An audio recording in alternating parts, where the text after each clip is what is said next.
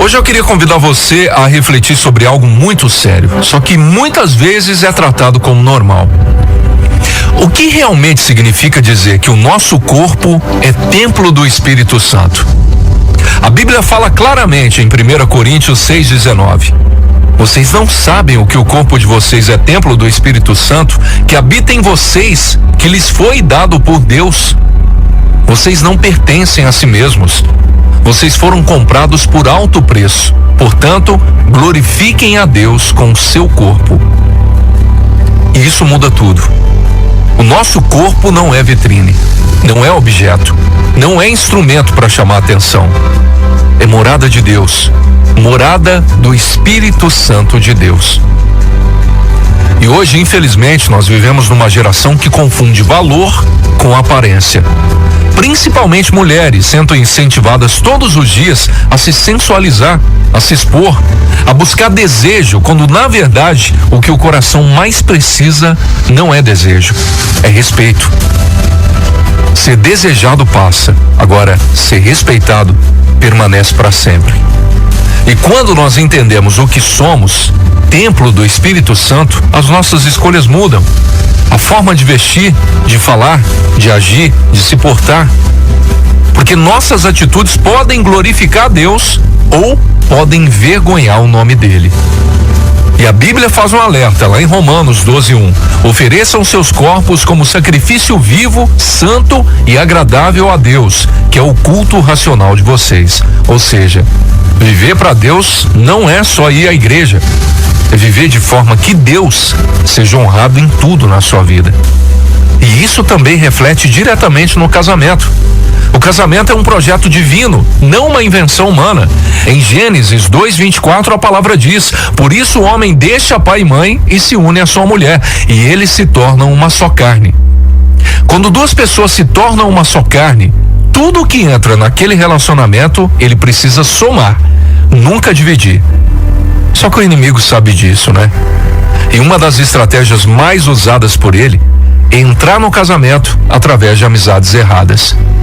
A Bíblia alerta lá em 1 Coríntios 15:33, as más companhias corrompem os bons costumes. Amizades que incentivam a desrespeitar o cônjuge. Amizades que plantam dúvida, ciúme, comparação. Amizades que dizem isso é normal, quando não é. E muitas vezes são pessoas usadas pelo inimigo para destruir o que Deus uniu. Provérbios 4:23 diz: sobre tudo o que se deve guardar, guarde o seu coração. E isso vale também para quem tem acesso ao seu casamento. Toma cuidado com quem você está colocando aí dentro da sua casa, dentro da sua vida, dentro do seu relacionamento.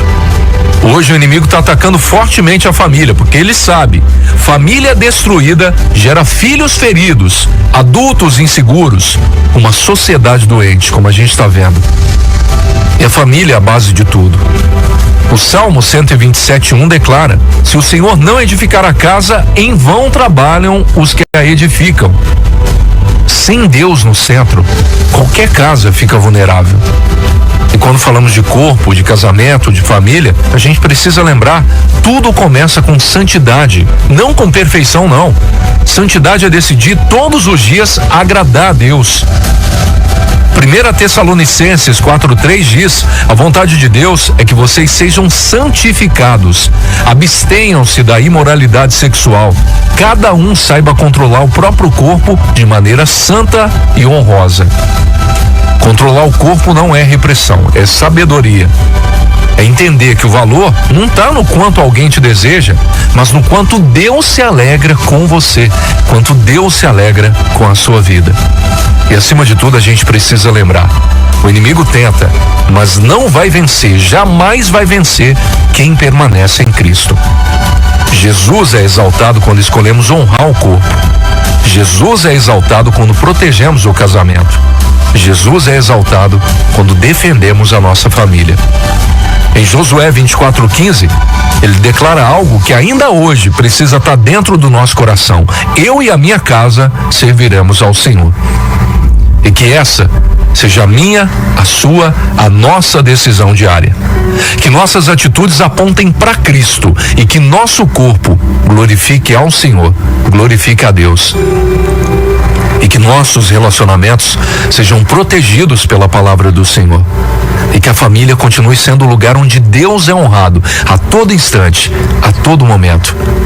Porque quando Cristo está no centro de tudo, o inimigo jamais prevalece. E aquilo que Deus construiu, ninguém pode destruir.